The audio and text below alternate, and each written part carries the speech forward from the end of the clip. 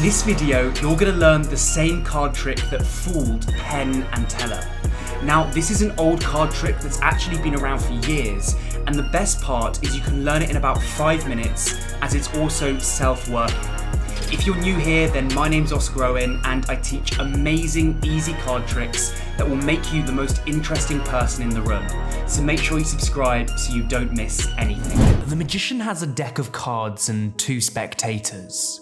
He shows that all the cards are mixed and are in a random order, and he wants the spectators to both choose a card in the fairest way possible. Instead of reaching into the deck and pulling out a card, he instructs the first spectator to cut roughly 1/3 of the cards and look at their card, and then put the cards back on the table. Watch carefully, as this is genuinely a free choice, and the spectator can literally choose as many cards as they like. The spectator picks up roughly 1/3 of the deck. They remember their card, in this case the 7 of diamonds, and then they put it face down. The magician doesn't know what the spectator chose, nor does he know how many cards they've cut off. He then turns to the second audience member and instructs them to cut roughly half of the remaining cards and remember the card they cut to. So they cut a random number of cards from the deck, and they remember the 8 of clubs. This is a genuinely free choice, and it would be different had the spectator cut off more or less cards. The magician then spreads out all the cards and shows that there are 2 face-up jokers. He explains that these jokers have magical powers and will tell us where the 2 selected cards are in the deck. He waves his hand over the first joker, and it tells him that the first selection is 18 cards down. Remember that the spectator could have literally cut to wherever they wanted in the deck, so it would be amazing if their card was actually 18 cards down. The second joker then tells the magician that the second selection is 43 cards down. Of course, the spectators don't believe that it's possible to know where their selections are from the jokers apparently telling the magician, so the magician proves that his predictions are correct. He counts off 18 cards cleanly and suddenly stops at the 18th card, placing it next to the first joker. The magician then keeps dealing down to the 43rd card. The spectator looks to see if any funny moves go on, but they see nothing.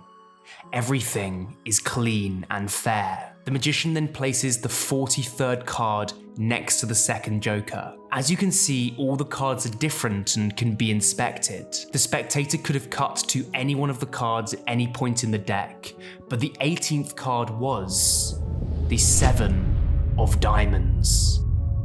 And the 43rd card in the deck is the 8 of clubs. The spectator is fooled. But what's even more impressive is that on the back of these jokers, one of them says 18,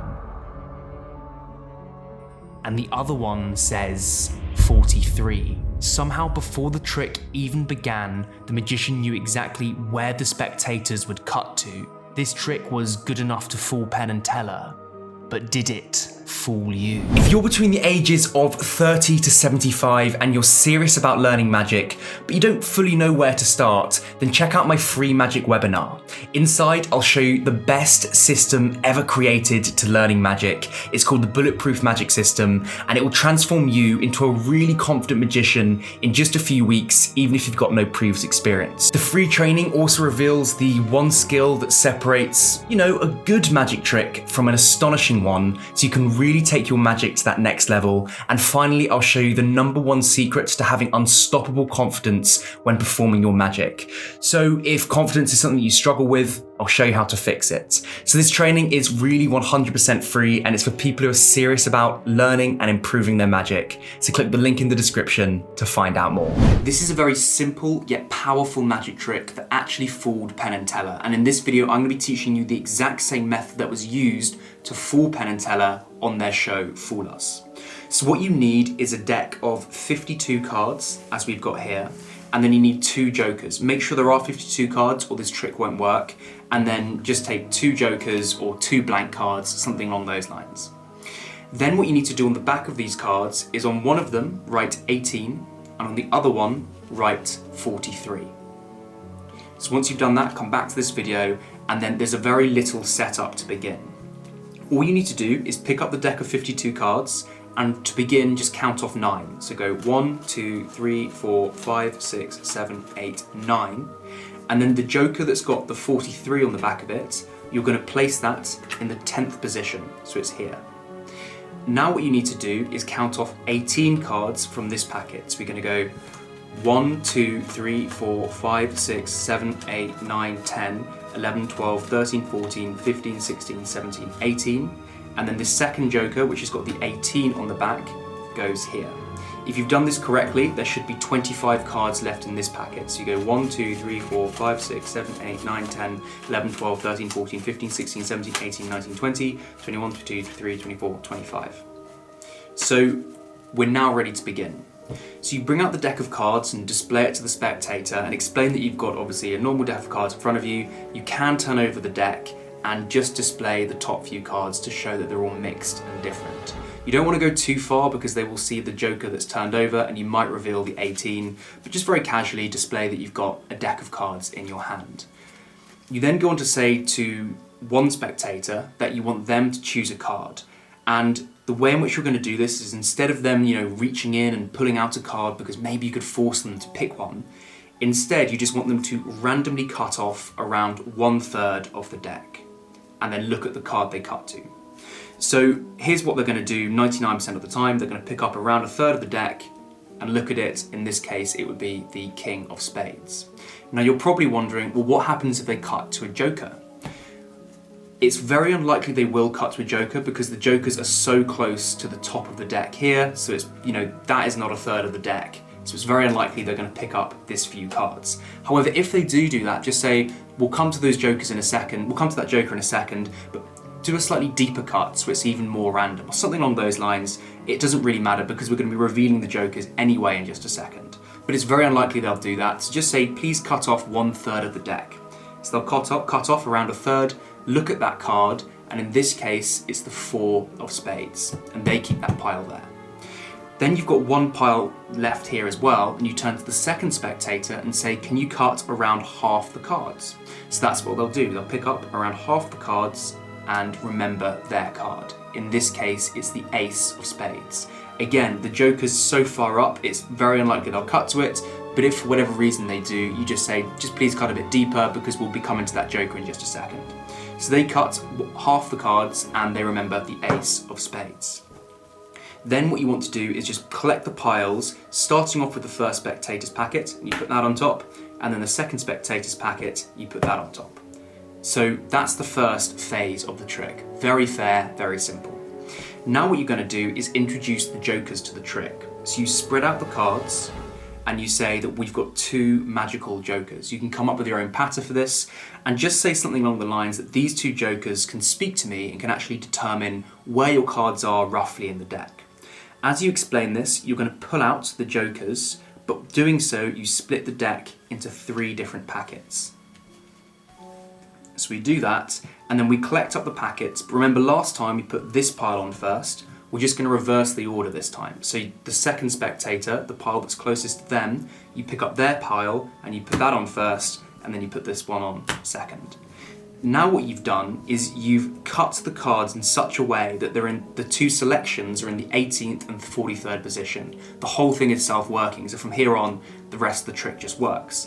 So you need to start talking about, you've got 2 jokers, they can speak to each other, whatever, and this first joker is saying that your card to spectator 1 is 18 cards from the top, and the second card is 43 cards from the top.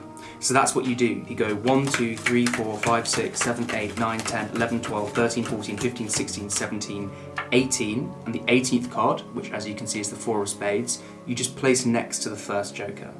You then turn to the second spectator and say their card says yours is 43rd from the top, so we've already got to 18. You just go 19, 20, 21, 22, 23, 24, 25, 26, 27, 28, 29, 30, 31, 32, 33, 34, 35, 36, 37, 39, 40, 41, 42, and 43 you can place next to the other joker, and in this case you see it is the Ace of Spades. If you want, you can even have the spectator deal these cards out because there's nothing to hide. At this point, what I like to do is show that all the cards in the deck are different and reinforce the idea that they could have genuinely cut more cards or less cards, and had they done so, their cards would have ended up in a totally different place because they would have had different selections. They will agree with that, and then you reveal that the 18th card was their 4 of spades and the 43rd card was their ace of spades. But then here's the kicker. You say to the spectators something along the lines of, do you believe in fate? Because do you think it would be impossible that I knew you were going to choose the 43rd card down and the 18th card down? And they will have some response. And then you just turn over this joker and you say, you see this one here says 18, and this one here says 43. So it turns into almost a prediction trick without the spectators even knowing that it's a prediction trick, which is one of the reasons it's so powerful and why it ultimately fooled Penn and Teller. Now, if you want to take this magic trick to that next level, then there's one very important thing that you need to do. You need to focus on your presentation.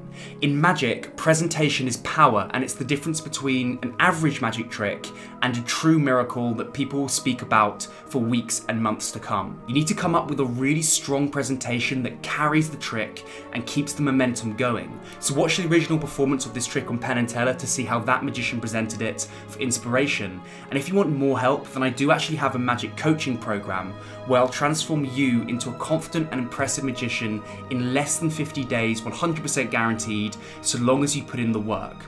I work with you literally one-on-one, so we have coaching calls together. I give you a custom magic blueprint to take you from where you are now to being an amazing magician in the shortest period of time, and you're going to learn some of the best magic tricks ever created. You get professional scripts from me, and there's basically no way you can get stuck learning magic. There's literally no other magic program like this in the world right now, so if you want to learn magic as fast as possible, then check out my magic coaching program. I don't take everyone on, I only take people who are really serious about learning magic, so you can apply down in the description below, and I'll see you in the next video.